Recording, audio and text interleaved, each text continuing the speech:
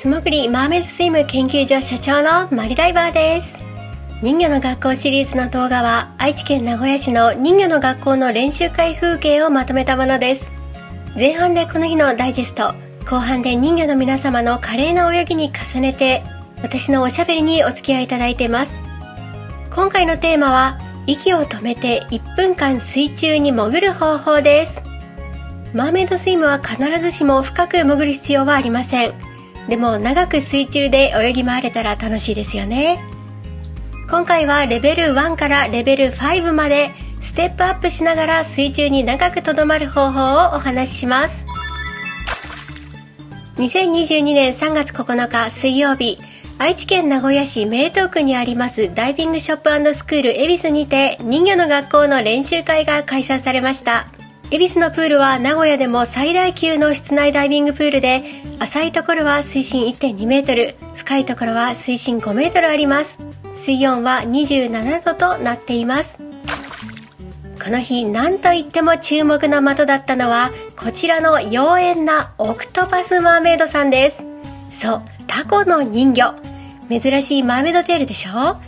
人魚衣装にはこんな変わり種のものもあるんですね。8本の足がゆらゆらと怪しく水中でくねっています。なんてゴージャスなテールなんでしょうか。紫と黄色のコントラストが美しくて、このテールを選んだ人魚さんにとってもよく似合っていらっしゃいました。ディズニーのリトルマーメイドのヴィランアースラのコスプレもできてしまいそうです。かっこいいですよね。このテールの持ち主のマーメイドさんは他の方もぜひどうぞって試し履き試し泳ぎをさせてくださったんですよ。優しい方ですよね。先生も生徒さんも代わる代わるオクトパステールを身につけて泳いでいました。私も試着させていただきましたよ。大きくて見栄えがしますが決して泳ぎにくいということはありません。すごくユニークなテールで私も欲しくなっちゃいましたね。この日のマリダイバーは自作の青いマーメイドテールでスイムの練習をしました。このテールの中に入っているのは前回ご紹介した謎のホットフィッシュフィンです。小ぶりで小回りが利くので回転しやすく泳ぎやすかったです。そしてバブルリングの練習をしたり、100円ショップの材料で作ったバブルリング発生器のテストもしました。他のマーメイドの皆さんにも試していただきましたよ。でもね、なかなか大きなリングができません。これはいわゆる伝次郎先生の空気砲をモデルにしています。空気砲を目で見える形にするために中に煙を入れたりしますよね。それと同じように手で泡を作らないと水中ではリングが見えないんです。でもバシャバシャ泡を作るのも結構大変です。もう少し改良が必要ですね。今後の研究に期待です。さて、ここからは人魚の皆様の華麗な泳ぎを拝見しつつ、私のおしゃべりにお付き合いくださいね。今回のテーマは、息を止めて1分間水中に潜る方法です。このチャンネルで一番多いご質問は、息をどのくらいの時間止められますかというものです。ただし、フリーダイビングのスタティックアプネアという息を止める競技以外、素潜りやスキンダイビング、マーメイドスイムを趣味とする方は、息をどれくらい長く止められるかというより、息を止めてどのくらい長く潜れるかの方がずっと大事なんですよね。実はただ単に息を止めることと息を止めて水中に潜って泳ぐことは全く別問題。ものすごく開きがあるんです。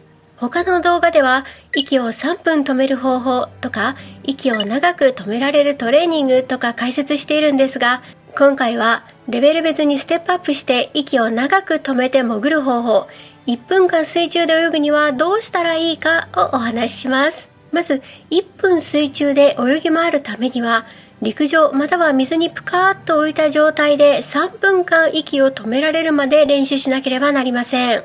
3分息を止められると言っても3分水中で泳げるわけではないんですね。筋肉を動かすとその分酸素を消費してしまうからです。じーっと静かに息を止めるのと全身の筋肉を使って息を止めて泳ぐのは全く別です。だいたい水中で泳げる時間は静止状態での息こらえの時間の、よくて半分、おそらく3分の1かそれ以下ぐらいだと思います。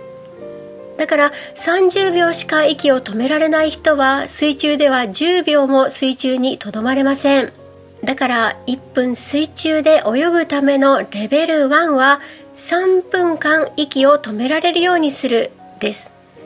これは別の動画でもすでに解説しているので、ここでは割愛します。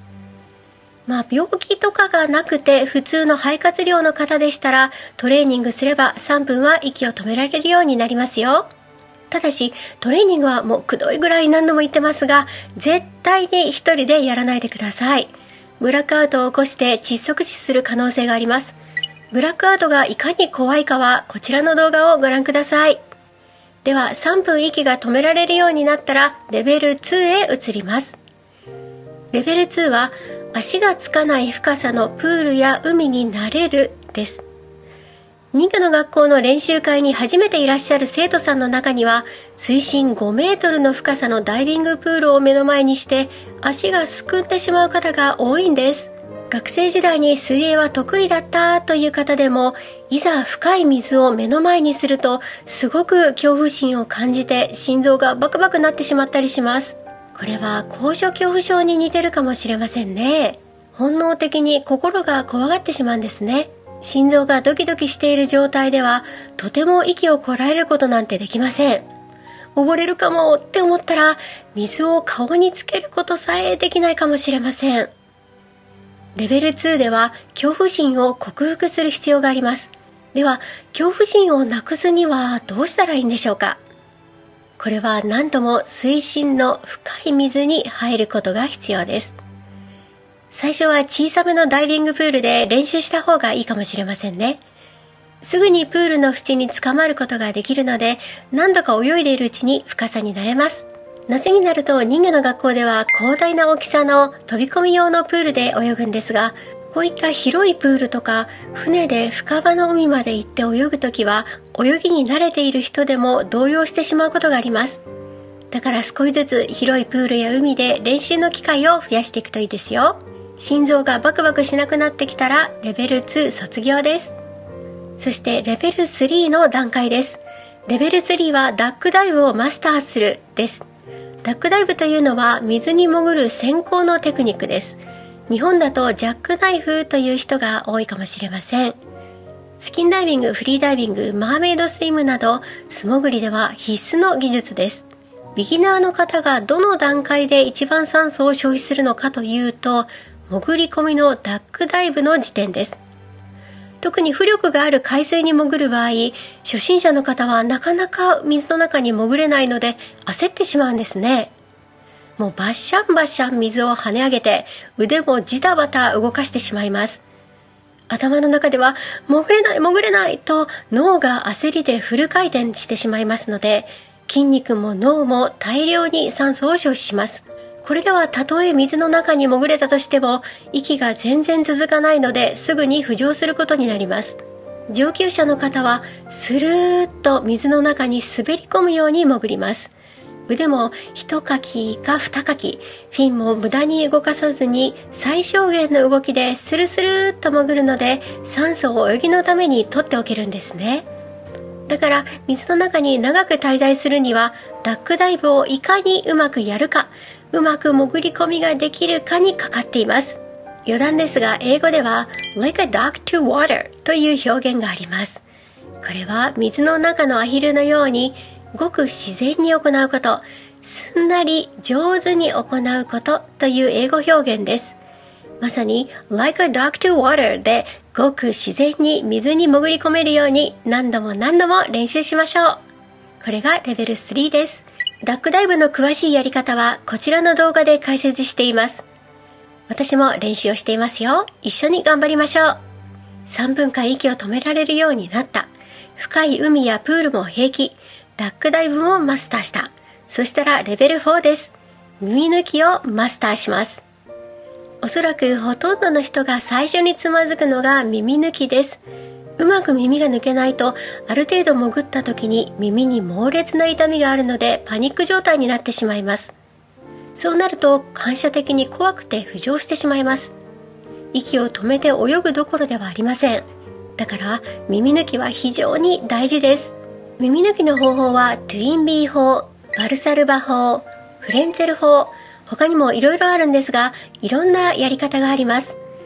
これも動画ですでに解説していますので、自分に合った方法を取り入れてみてください。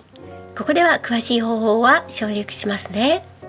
最後にレベル5、何も考えずに潜るです。脳は大量に酸素を消費します。焦っていたり怖がっていたりは論外ですが、あれこれ考えると長く水の中に潜っていられません。だからなるべく心を空っぽにしなければなりません。でもね、潜る瞬間っていろいろやることはあるんですよね。しっかり深呼吸して、耳抜きして、水平に浮いて、体を90度に折り曲げて、すぐ耳抜きして、腕で水をかいて、全身をくねらせてキックして、と、次から次へとやることがあります。だから何も考えなくても全自動でできるように体に泳ぎを覚え込ませなければなりません。これは自転車に乗ることや車を運転することに似てますね。免許取り立ての時ってすごく緊張しているし、サイドミラーを見て、バックミラーを見て、シートベルト忘れてた、ウインカーってどっちだったっけとか、頭の中はフル回転ですよね。でも慣れるとオートマチックに体が動いて自然に運転できますね。水中では何も考えなくても体が勝手に動くようにしましょう。体がオートマチックに動くのをぼんやり眺めている感じです。これができるようになれば、あなたは1分間水中で自由に泳げるようになります。フリーダイバーの方は瞑想をトレーニングに取り入れていることが多いです。何も考えないことをするトレーニングです。私も毎日瞑想していますが、瞑想すると心拍数が急激に落ちるんですね。心拍数が落ちれば当然息止めの時間も長くなりますから、ぜひ瞑想のトレーニングをしてみてください。こちらの動画で解説しています。ただね、マーメイドスイムは水中でくるくる回ったり、微笑んだり、バブルリング、バブルキス、バブルハートなど、人に見せるためのパフォーマンスをします。特に息を吹き出すようなバブルリングやキス、ハートなどをやると、1分間潜るのは難しくなります。大切な息を吐き出してしまうわけですからね。水中でいろいろやらずに、ただ自由自在に泳ぎ回るだけでしたら、1分ぐらいは楽しめるんじゃないかなと思います。ではレベル別の方法を復習しますね。レベル1、3分息を止められるようにする。レベル2、足がつかない深さのプールや海に慣れる。レベル3、ダックダイブをマスターする。レベル4、耳抜きをマスターする。レベル5、何も考えずに潜る。でもね、この5ステップ以上に大事な大前提があります。それは健康であることです。やっぱり体調が良くない時にはとても1分を泳ぎ回ることはできません。私も先日病気明けに泳いだ時にはやっぱり体力が落ちていてあまり長く潜れませんでした。まずは健康第一。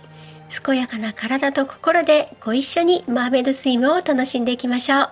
ではまた次の動画であなたとお会いできたら嬉しいです。